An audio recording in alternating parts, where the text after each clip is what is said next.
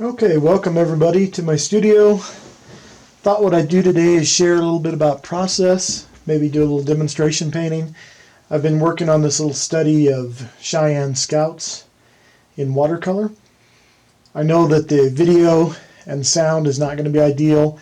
I'm literally doing this low budget to see if there's an interest and to just try to give something to those folks that are quarantined and not able to get out and enjoy like they normally do. So I'm going to remove the study,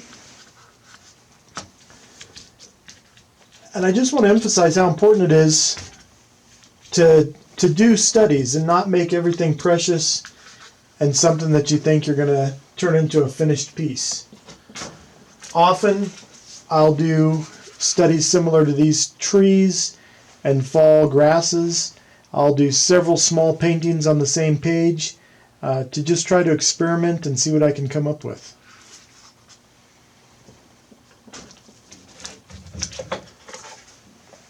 Today what I thought we would do is we'll do a sky painting. We're going to be working on arches, 10 by 14 cold press paper.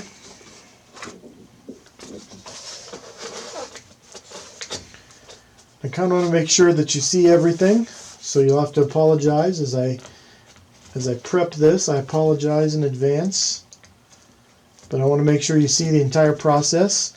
I tape off the edges, makes it a little bit cleaner to look at for me and a little bit easier for me to mat and frame.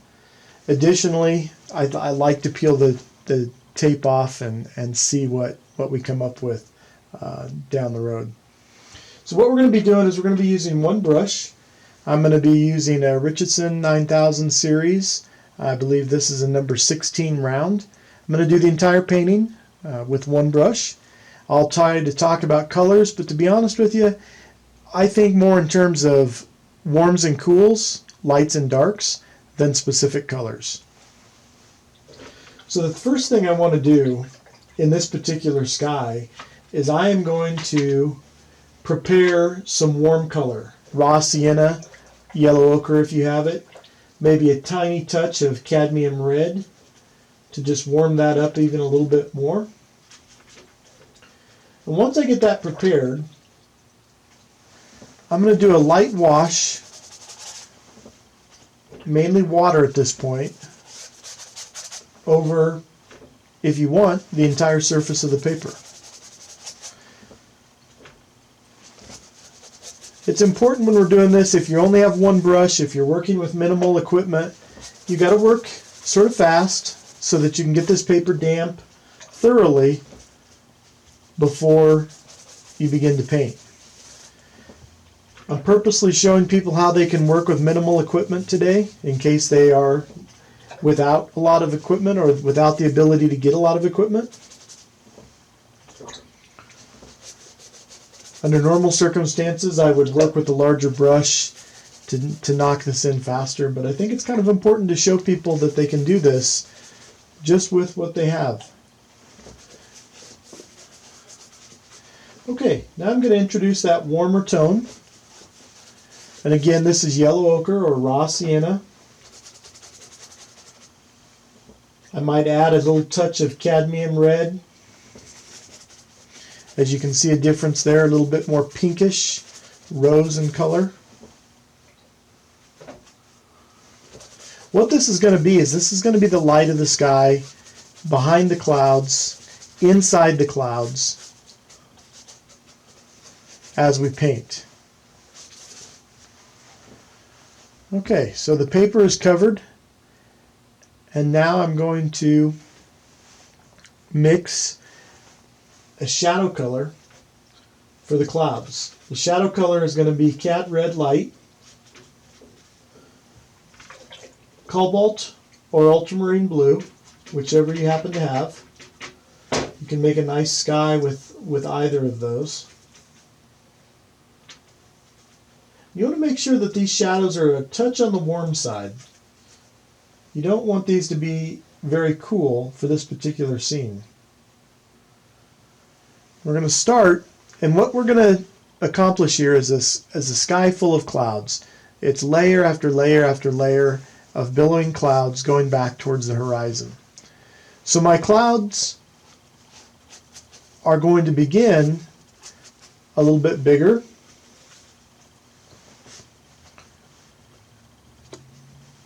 As they are close to us. And in this case, that would be towards the top of the paper, is actually where they're going to be closer to us. And then they are going to come closer together as they recede off into the distance, and they're going to become lighter in value.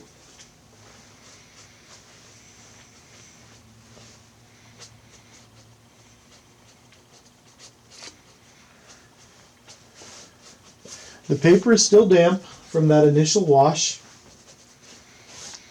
And this is where the ability to control the moisture on your brush and the moisture on your paper is important. After we've accomplished that, we can see that it's starting to run down a little bit. This surface is at about a 30-degree angle, and that's fine. The next important step is to mix a very strong mix of cobalt or ultramarine blue. And you don't want this real watery. You want this the consistency more of closer to cream than to milk. Because I'm not going to want this to run as much. I'm going to decide where I want the blue of my sky to start showing through. And I'm going to start to paint everything except clouds. So I'm leaving clouds as I paint now.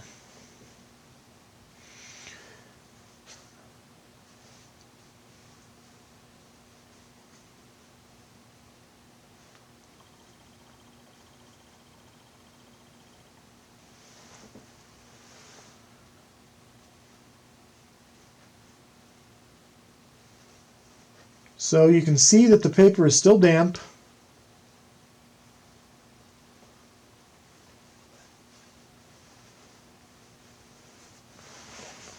That's allowing the watercolor to work to my advantage. As we come down, we're going to make those clouds closer together. And ultimately, we're trying to space them to where they're not even, but that they're randomly placed.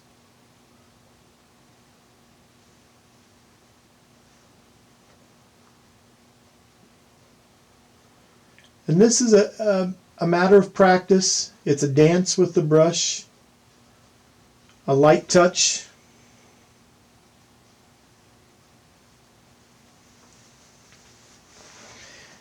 As we come all the way down, I like to use a warmer blue, a cerulean, to show the warmth of the horizon.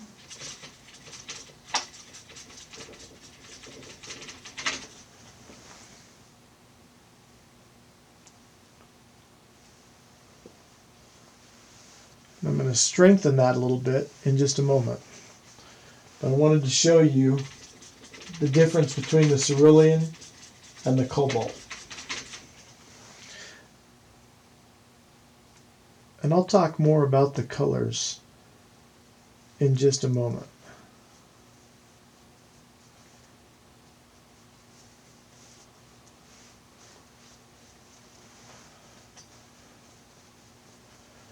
What I can do now is I can actually turn this paper the other direction.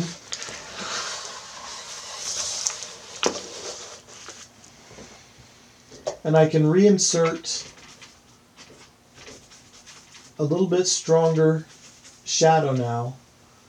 Control the moisture on my brush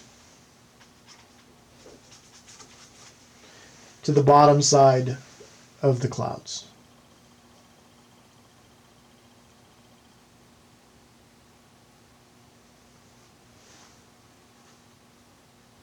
Turn the paper upside down because I want to control the way that this is going to flow. What we're doing is we're creating that effect of where the sun is coming through the clouds and leaving the edges of the clouds, lit in bright contrast and color.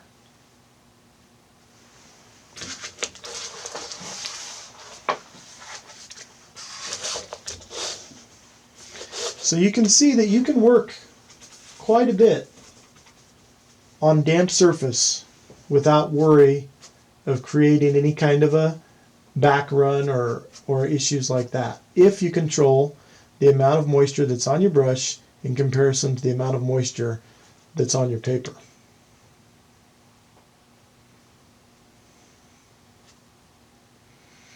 I think it's important to remember as you're doing this not to get too carried away. Try to keep it fresh and simple, and read your paper. Know and understand through practice the moisture content of the paper. You simply cannot introduce a brush that is wetter or drier than the surface of the paper without causing a certain effect that you may or may not want.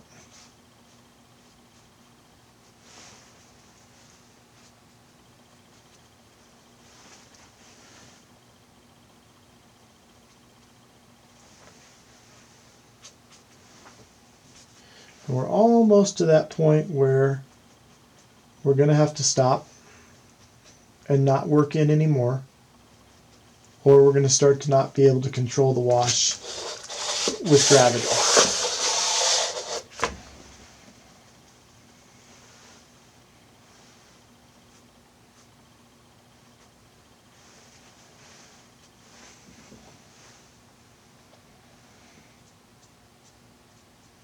At this stage, it's very tempting to want to go back in to those clouds, and I want you to refrain from that. Jumping back into the sky, into the clouds specifically, into the light areas, is normally a mistake. We can come back in and punch more cobalt into the edges of some of these clouds to create even more strength in our sky. We're also cutting the shape of the clouds a little bit with this strong mix of cream consistency cobalt. And some of this will run into our clouds, and that's okay. The cream consistency is going to allow us to get away with that.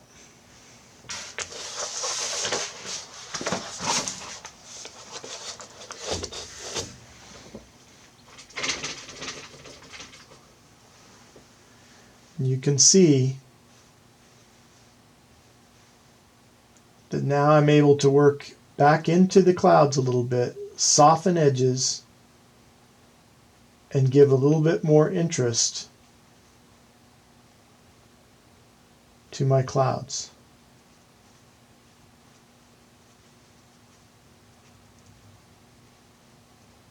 This is such a dangerous stage in the painting.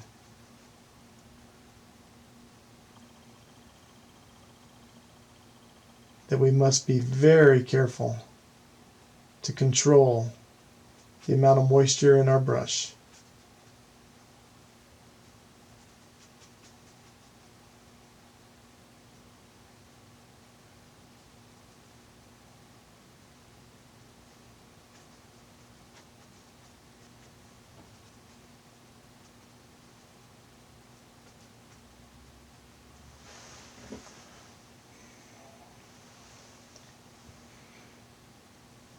Now what we'll do is pop in a simple strip of land.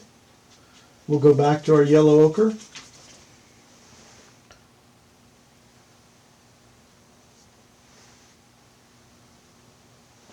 We'll indicate a band of light.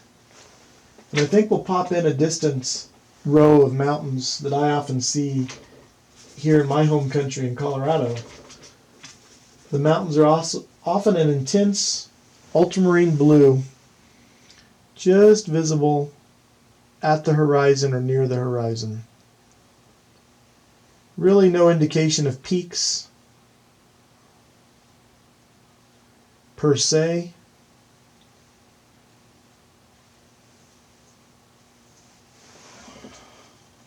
Just a little strip of something down there to add interest.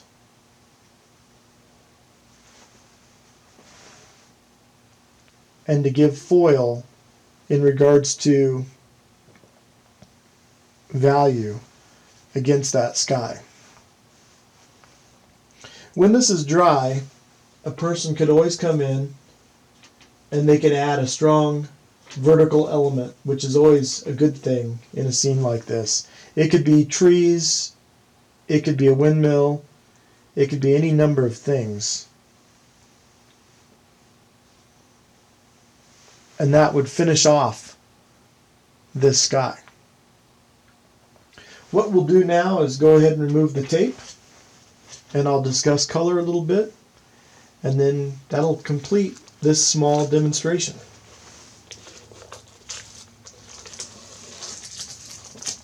I think peeling the tape off of a painting, a watercolor painting, is something that every watercolor painter truly enjoys. That nice, crisp, clean white edge is certainly something fun, and it sort of signals the end of at least that painting.